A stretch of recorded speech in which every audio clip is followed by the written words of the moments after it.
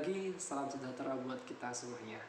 Alhamdulillah bertemu dalam channel pribadi saya hari ini dalam ruang universitas FKA, di mana dalam sesi ini kita akan membahas tentang mata pembelajaran khususnya dalam perawatan dan kesehatan pada umumnya. Baik, pada kesempatan kali ini kami akan mengangkat tema tentang asuhan keperawatan terkait kebutuhan spiritualitas. Pada video sebelumnya saya membahas tentang konsep memaafkan, di mana saya jelaskan 50% kesembuhan itu adalah dari spiritualitas. Obat, makanan, mental itu hanya beberapa persen saja. Sedangkan yang paling besar manfaatnya adalah spiritualitas. Spiritualitas ini tidak boleh lepas, tidak boleh ditinggalkan, karena ini sangat mempengaruhi kesehatan. Baik, pada kesempatan kali ini kita akan coba membahas di mana tujuan dari pembelajaran hari ini yang pertama adalah kita bisa mendefinisikan tentang spiritualitas dan aspek-aspek apa saja yang terkait dengan spiritualitas, kemudian mengenai karakteristik spiritualitas dan dimensi yang meliputi spiritualitas. Kemudian kita juga akan membahas tentang peran perawat dalam kebutuhan spiritualitas, kemudian adalah memberikan contoh aplikasi real dalam keseharian dan dalam dunia keperawatan.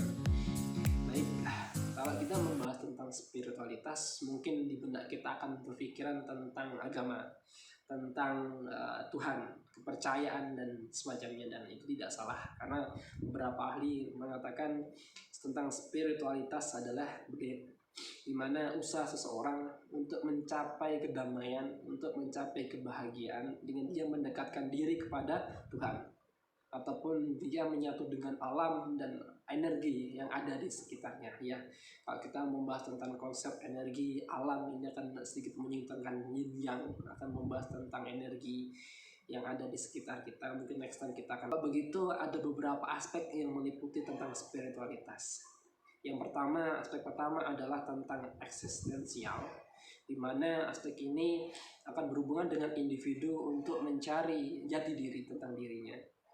Kalau definisi yang saya sampaikan tadi adalah terkait untuk pencarian kebahagiaan, maka terkait dengan aspek eksistensial ini akan mengarahkan seseorang untuk menghilangkan sisi dari negatif dari dirinya, sisi egoisnya misalnya, lebih mengarah ke mana ke sisi positif yang ada dirinya untuk menunjukkan eksistensi dirinya, kepribadiannya, kemampuannya.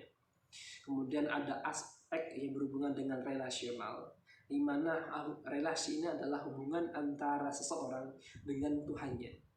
Ya, ini akan menumbuhkan sebuah komunikasi personal antara seorang hamba dengan Tuhannya. Kemudian ada aspek kognitif, di mana ini adalah proses seseorang untuk mencari kebenaran ataupun mencari pengetahuan tentang kebahagiaan itu terhadap Tuhan, alam semesta, energi ataupun yang lainnya di sekitarnya yang dapat menciptakan kedamaian pada dirinya. Dia akan mencari, entah dengan membaca buku, mencari literatur, ataupun mencari guru ataupun yang lainnya. Itulah 3 aspek yang mencakup spiritualitas. Kemudian dimensi mencakup beberapa hal. Yang pertama, ada teori tentang keimanan atau the belief dimension, di mana dimensi ini berhubungan dengan kepercayaan terhadap Tuhan, kepercayaan terhadap pencipta, ataupun kepercayaan terhadap sesuatu yang lebih besar dari dirinya, misalnya tentang alam semesta ataupun yang lainnya. Kemudian dari keyakinan ini ada juga namanya dimensi perilaku atau the behavior dimension, yang berhubungan dengan cara beribadah atau sebagai wujud dari keyakinan tadi berupa dengan perilaku yang baik ataupun amal ataupun tindakan peribadahan yang lain, seperti itu. Dan dimensi yang lain menurut para ahli mencakup 2 hal lagi. Yang pertama adalah hubungan vertikal, di mana hubungan ini dari Tuhan, berhubungan antara manusia dengan Tuhan. Kemudian ada hubungan horizontal, di mana hubungan ini mencakup antara dirinya dengan orang lain ataupun orang di sekitarnya. Ini adalah dimensi yang mencakup tentang spiritualitas. Jadi kalau kita membahas tentang spiritualitas, tidak bisa lepas dari keimanan. Kemudian adalah wujud dari keimanan tadi adalah perilakunya. diwujudkan dalam bentuk perilaku yang baik, amal, ataupun bentuk peribadatan. Dan dimensi yang lain adalah mencakup tentang Tuhan dan mencakup antara hubungan dengan manusia. Ini tidak bisa lepas. Jadi kalau kita membahas spiritualitas, tidak boleh lepas dari itu. Kalau menemukan seseorang ataupun pasien ataupun yang lainnya lah yang kehilangan unsur dari dimensi ini, dia tidak mempercaya terhadap Tuhan, dia tidak menunjukkan suatu perilaku yang baik, habit yang bagus, tidak pernah beribadah misalnya, tidak menunjukkan hubungan personal yang bagus antar sama manusia, maka ada gangguan dimensi spiritualitas di sini, dan dia tidak akan pernah menemukan kebahagiaan. Baik, kemudian kita bahas lagi tentang karakteristik spiritualitas. Seorang yang memiliki spiritualitas akan memiliki 4 poin di sini. Pembahasan ada 4 poin karakteristik. Yang pertama adalah hubungan dengan diri sendiri. Seseorang yang memiliki spiritualitas yang bagus, dia akan memiliki hubungan yang bagus terhadap dirinya sendiri. Dia akan mengenal pribadinya dirinya sendiri. Dia akan mengenal siapa dirinya sendiri. Dia akan merasa bangga terhadap dirinya karena diri ini adalah ciptaan dari Tuhan yang Allah ataupun Tuhan ciptakan dengan cara yang baik dan bentuk yang sempurna. Terlepas dari kekurangan fisik, ya, semuanya sudah Allah menakdirkan.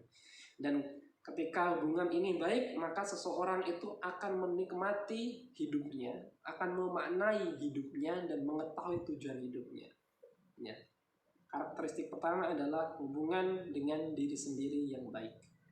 Karena di luar sana mungkin ada orang yang memiliki rasa minder, menarik diri, tidak gangguan harga diri, gangguan citra tubuh ataupun yang lainnya.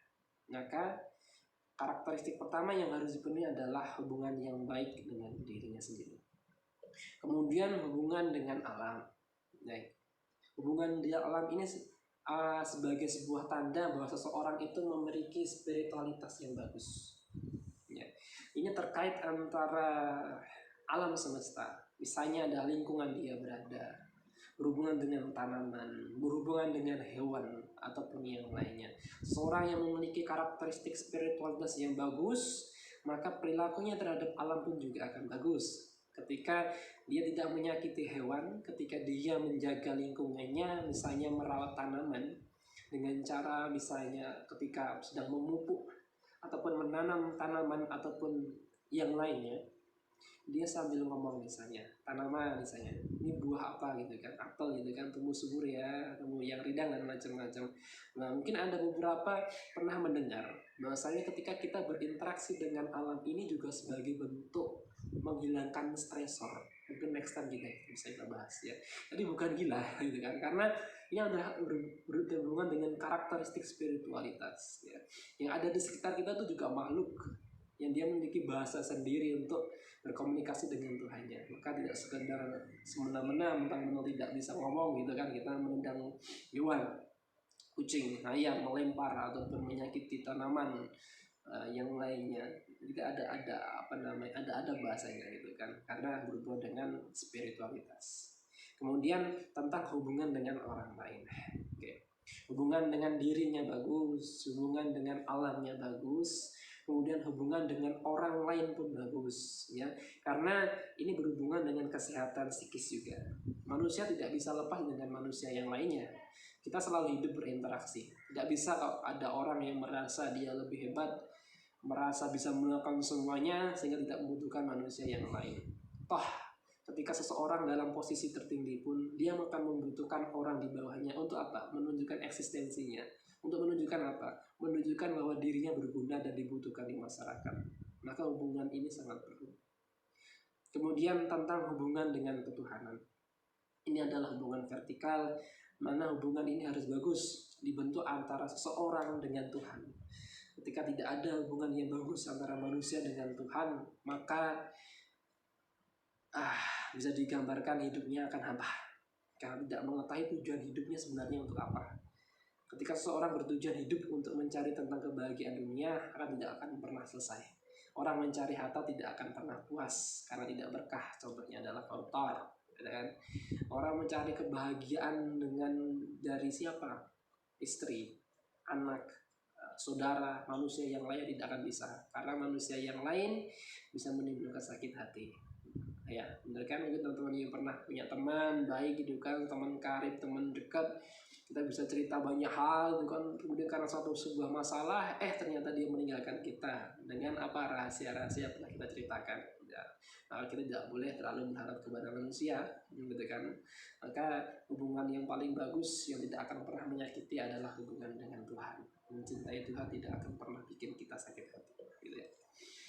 Kemudian peran perawat dalam kebutuhan spiritualitas, yang pertama seperti pembukaan yang saya sampaikan tadi, tugas perawat adalah untuk memberikan asuhan keperawatan secara holistik, yaitu menyeluruh, komprehensif, meliputi mind, pikiran, kemudian tadi tubuh dan soul ataupun spirit dan jiwa. Ini harus kompleks, pengkajiannya harus luas. Keperawatan tidak boleh hanya mengkaji tentang keluhan utama secara fisik ya, tapi juga tentang psikis. Kemudian yang kedua adalah membantu pasien dalam meningkatkan proses healing, resilient, dan mencapai status well-being. Kemudian adalah membantu pasien untuk menyadarkan, untuk mengembalikan, memaknai hidupnya, mencari tujuan hidupnya sebenarnya apa, menumbuhkan percaya diri pada dirinya, dan menumbuhkan semangat untuk sembuh. Karena kita tidak bisa melakukan apa-apa ketika pasien tidak memiliki spirit ataupun semangat untuk sembuh. Tugas kita adalah membangunnya, yaitu fungsi dari kita sebagai tenaga kesehatan, khususnya adalah perawat. Membangun agar dia memiliki harapan untuk sembuh.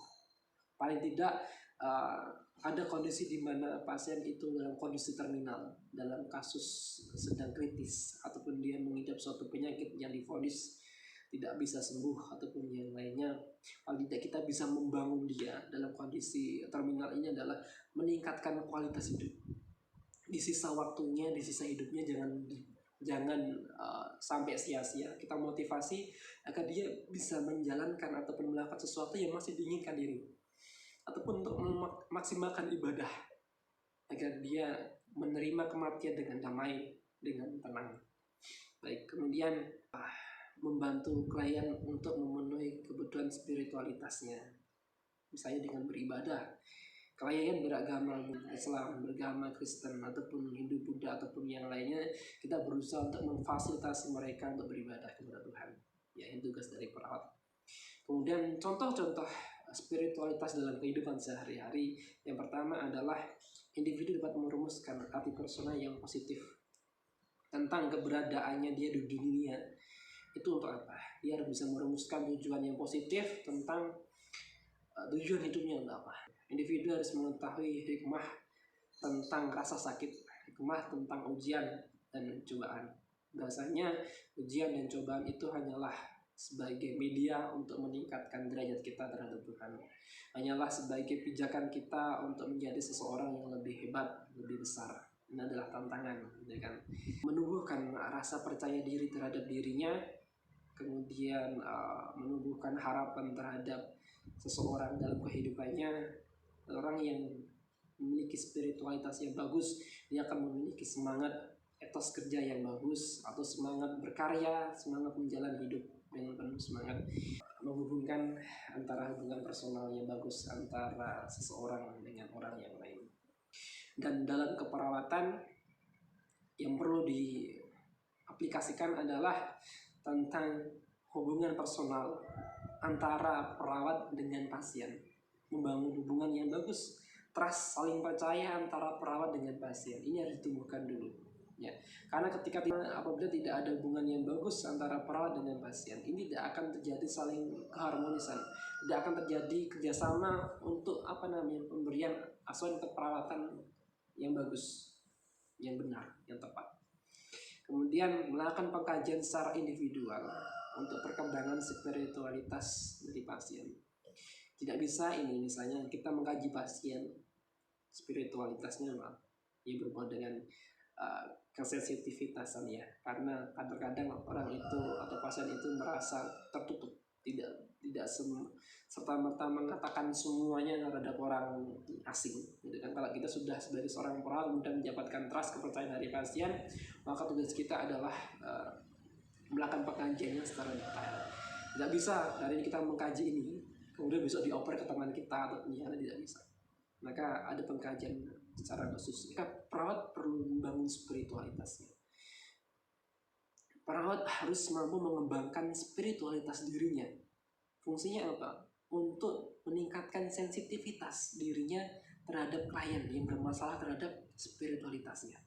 Perawat yang tidak memiliki pengalaman terhadap spiritualitas dirinya, tidak memiliki ibadah yang bagus, maka sensitivitasnya tidak akan tumbuh dengan baik. Maka perlu dikembangkan. Kemudian, membangun hubungan terapeutik antara perawat dengan klien. Ketika tadi rasa trust sudah terbangun, kemudian klien melakukan pengkajian yang tepat terhadap spiritualitas pasien. Perawat pun juga memiliki pengalaman spiritualitas yang bagus sehingga sensitivitasnya terhadap kasus dari suatu pasien atau suatu pasien bagus, maka akan terbentuklah komunikasi terapeutik. Komunikasi terapeutik adalah komunikasi antara perawat dengan pasien dengan unsur penyembuh di sana, melalui hanya ucapan atau tulisan yang itu akan membangun kesembuhan untuk pasien. Baik, itu tadi pembahasan kita terkait dari kebutuhan spiritualitas. Kita sudah membahas mengenai definisi, kita sudah membahas tentang aspek apa saja yang meliputi spiritualitas, kemudian kita sudah membahas mengenai dimensi dan karakteristik spiritualitas, kita sudah membahas juga tentang aplikasinya dalam kehidupan sehari-hari. Yang bisa saya sampaikan, yang saya mohon maaf, benar-benar itu datangnya dari Allah Subhanahu wa taala, kekurangan itu datangnya dari saya pribadi yang kurang ilmunya dan kebodohan saya mohon maaf. Buat teman-teman semuanya, selamat pagi. Assalamualaikum warahmatullahi wabarakatuh.